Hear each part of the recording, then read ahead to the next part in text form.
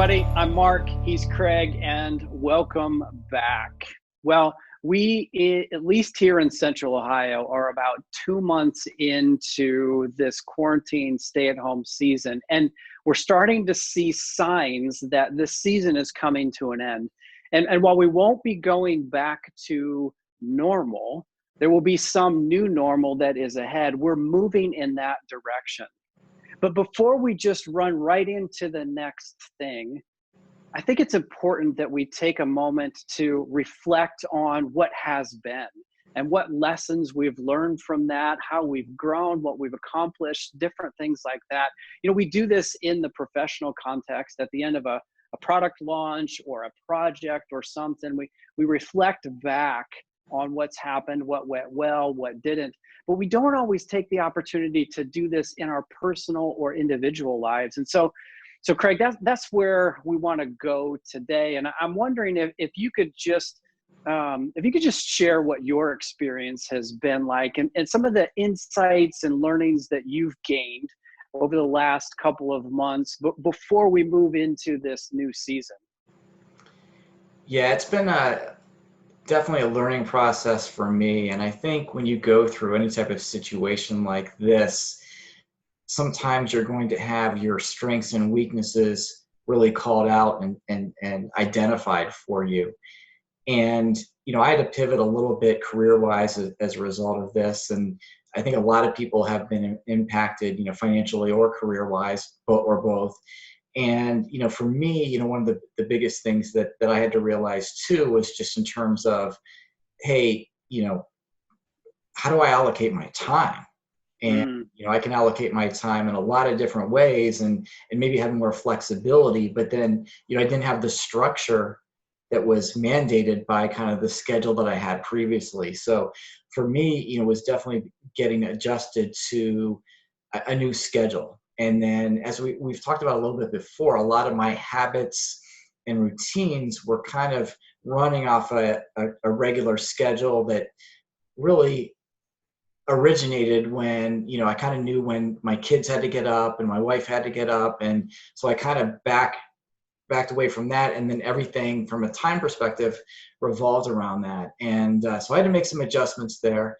And I think one of the things that I had to learn a lot was just how important self-care was or self-care is, and just maintaining the mental health.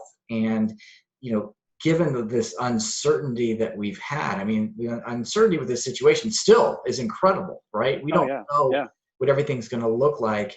And being able to accept that uncertainty, take one day at a time and try to win the day. And we may have talked about this before, but, you know, I like to think about win, WIN, you know, what's important now. And so some days I won the day better than others. But, you know, a lot of times I just look at each day like, hey, I got through it, or I did this one thing, and kind of just look for small wins to kind of keep moving forward and not get too caught up about, hey, where is this going? Because we still don't know, right? Right. There's still tons of uncertainty. Absolutely. So how about you? What did you learn? Yeah, it's interesting as I do my own reflection and incorporate my tendencies, my personality wiring, and even just the change and the journey that I'm continuing to be on. When I see fog, let's just describe it that way, right? So something in front of me that's unclear, my tendency is to pump the brakes and to pull back. And often, at least in the past, it's been waiting for that fog to clear.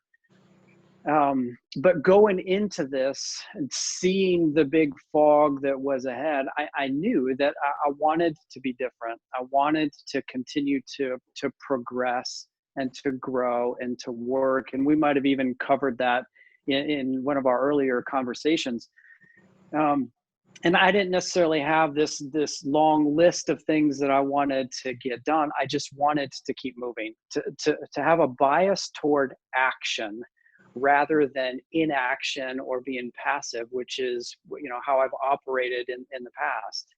And, you know, when I look back over the last 2 months, I see evidence, I see signs of that action and that moving forward, even in the midst of the uncertainty. And I think what that gives me is just a strong sense of confidence that this can happen, and my impact in this season was a lot less than many, and certainly don't want to disparage the real tragedy that has happened in people's lives. But the impact for me was not that, and I was still able to keep moving in the midst of the uncertainty, which gives me a lot of confidence, a strong sense of confidence moving into this next phase. And even that still is pretty unclear. We just have a little bit more freedom to move. So that's one. The second thing is, it's just another reminder for me of the things that really matter in the end. And those things that really matter often have names and faces associated with them. They're not material things. They're not necessarily entertainment consumption. They're not always things that I do or roles that I perform, as much as it is relationships. And so, we had some precious time as a result of being quarantined. We had some precious time with immediate family that we will always have. And so I look back on that and think, it's just another reminder that we just never know. Like you said, we take this one day at a time and try to win the day, but even the next day is not guaranteed.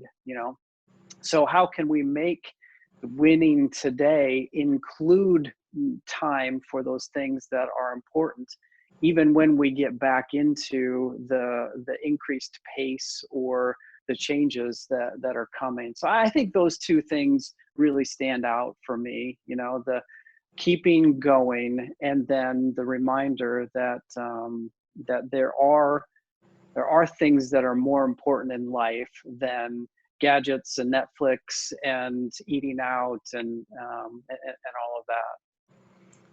Well, when you were talking, it reminded me of the movie Castaway with Tom Hanks. I don't know if you've seen that.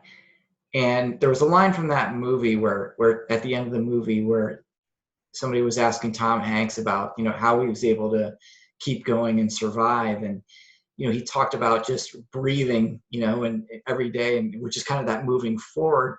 But he also talked about this idea of, you never know what the tide might bring in. And if you remember from that movie, the tide was bringing in things periodically, which eventually allowed him to build the boat, which was enough to get him over the incoming waves and out to sea, where he was ultimately rescued. And that concept is one that also I've heard Joel Osteen talk about, which he calls unexpected sunshine. And I think you kind of have to have this idea that even though there's all this uncertainty out there, even though there's all this, not just uncertainty, there's actually just negativity and fear and dread and everything like that, you have to have a little bit of just, yes, there's all this uncertainty, but I don't know what could happen. Some good things could happen. And I think good things have happened from this experience. I think that's, heck, we've seen, we have cleaner air. Like, we've seen that particularly in places like Los Angeles. I know that they've also talked about the canals in Italy got cleaner. And I think that will lead to a, better awareness in terms of just how we protect our environment. I think that people got more in touch with their families. I think people reached out to people they haven't talked to as much, and we're able to, do Zoom calls. I know I've done some Zoom calls with people that I don't regularly talk to. And so there were just a lot of, we're going to go into a new normal, like you said, with a lot of learnings and a lot of new wisdom and ideas as a result of this. And I actually heard Ed Milet talk the other day about this was like Earth's reset. And we probably needed a reset to kind of get back to what matters. Yeah, well said.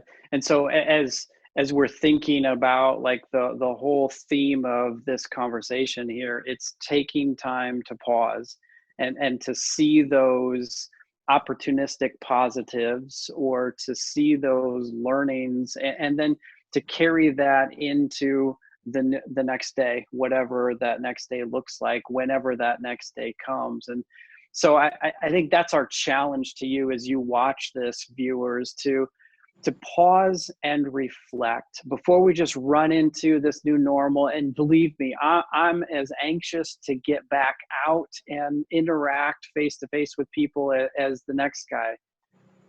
But before we just do that, pause and reflect and capture the insights and the learnings that came through this period so that you can take them with you. Here's a couple questions that we'll leave you with. A very simple one. What did you learn through this last season? What do you want to keep going? What habits or what relationships, what things started over the last couple months that you want to keep going? And then anticipating what's coming, even though there's a whole bunch of uncertainty. What types of things do you want to be doing now to prepare you for what is coming, this new normal? What can help you in preparation? So just a couple thoughts, questions to leave you with. And of course, if you want to connect with us, you can find our information at the end of this. It's been fun recording these, and before we move into this new phase, let's make sure we pause and reflect on what we've learned and carry that with us. So Craig, any last thoughts before we sign off for this one? Yeah, just the way you summarized it, what do I want to start doing? Maybe that I learned from this process. What do I need to stop doing? And what do I want to continue doing? Yeah. Yep. Well said. All right. Well, let's wrap it here. Thanks for being with us, viewers. If you want to connect with us, do so. Until next time, we'll tell you, take care. See ya. Bye-bye.